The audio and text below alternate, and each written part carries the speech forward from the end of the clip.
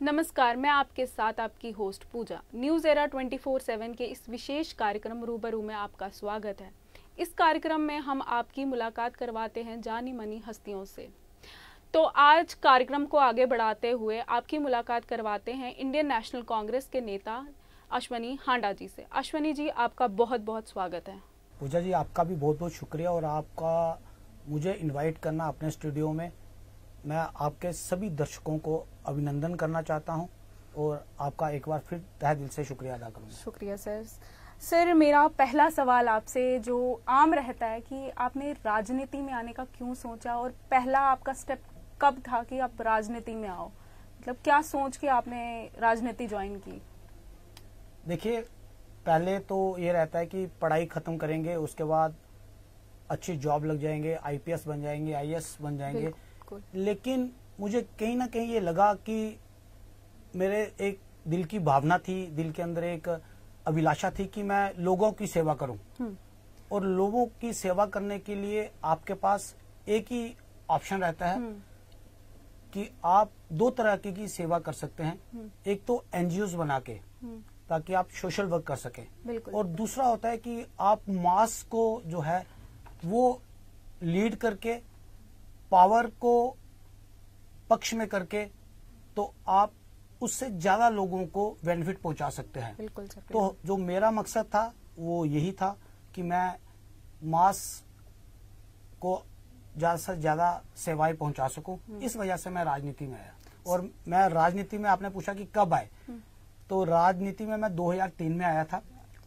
पहली बार मैंने प्रदेश कांग्रेस सेक्रेटरी के रूप में काम किया और उसके बाद सिलसिला चलता रहा और आज मैं डिस्ट्रिक्ट जनरल सेक्रेटरी हूँ। साथ में मुझे पदभार मिला हुआ है मीडिया कोऑर्डिनेटर का। बहुत बढ़िया सर, बहुत खुशी हुई जानकर आपने इतना सब बताया। सर, मेरा दूसरा सवाल आपसे ये है कि आजकल मेडिकल फैसिलिटीज, आपको पता है कोविड-19 चल रहा है तो मेडिकल फैसिलिटीज बहुत कम है। जैसे कि आपने बहुत दिनों से देखा होगा कि ऑक्सीजन लेवल कम हो रहा है।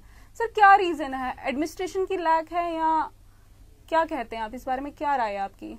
देखिए, जब फर्स्ट वेव आई कोरोना की देश के अंदर, तो उसके बाद हमारे प्रधानमंत्री जी ने डिसीजन लिया लॉकडाउन का। बिल्कुल।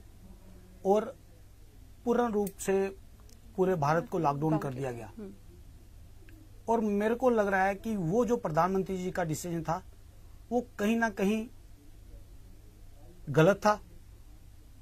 इस तरह का पूरे भारत को बंद करना, और आपने देखा जिस तरीके से अर्थव्यवस्था का बंटाधार हो गया। हम लोग -27 जो है वो हमारी अर्थव्यवस्था की आंकड़े पहुंच चुके थे, और मुझे लगता है कि हम आज तक उस अर्थव्यवस्था को ठीक करने में नाकामयाब साबित हुए हैं। और अब प्रधानमंत्री जी का ये कहना कि ये आखिरी विकल्प है लॉकडाउन करना, तो प्रधानमंत्री जी के कहे गए पहले लॉकडाउन और अब कहे गई बात को हम किसको माने? जब प्रधानमंत्री जी ये कहा कि ये एक ही विकल्प है, वो है लॉकडाउन, और उसके बाद प्रधानमंत्री जी आज ये कहते हैं कि ये आखिरी विकल्प है, तो कहीं ना कहीं प्रधानमंत्री जी को भी ये लगा कि इससे जो लोग हैं वो प्रभावित होंगे, अर्थव्यवस्था पूरी तरह से बैठ जाएगी, और उसकी वजह से कहीं ना कहीं प्रधानमंत्री जी संशय में है कि इस तरीके का डिसीजन जो है वो उन्होंने राज्यों पे सौंप दिया है। हाँ जी। और राज्यों को कहा कि वो अपने तरीके से लॉकडाउन करें। तो मुझे लगता है कि प्रधानमंत्री जी को सामने आके फिर से अपने ऊपर जिम्मेदारी लेनी चाहिए। जिस तरीके से आंकड़े बढ़े हैं, जिस तरीके से आज हर रोज जो है वो 2000 से ऊपर मौतें हो रही हैं। बिल्कुल सर। और उसके साथ साथ हम 3.5 लाख संक्रमित हो रहे हैं हर महीने। तो ये एक बहुत बड़ी संख्या है जो आने वाले दिनों में और भी चिंताएं पैदा करेगी। तो जिस प्रकार से अर्थव्यवस्था का बंटाधार हुआ, और अब प्रधानमंत्री जी का ये कहना कि ये आखिरी विकल्प नहीं हो सकता, और अब कहीं ना कहीं ये असमंजस की स्थिति बन गई है पूरे हिंदुस्तान के अंदर। एक तरफ तो चिकित्सा व्यवस्था जिस तरीके से जर्जर हालत पे पहुंच गई, ऑक्सीजन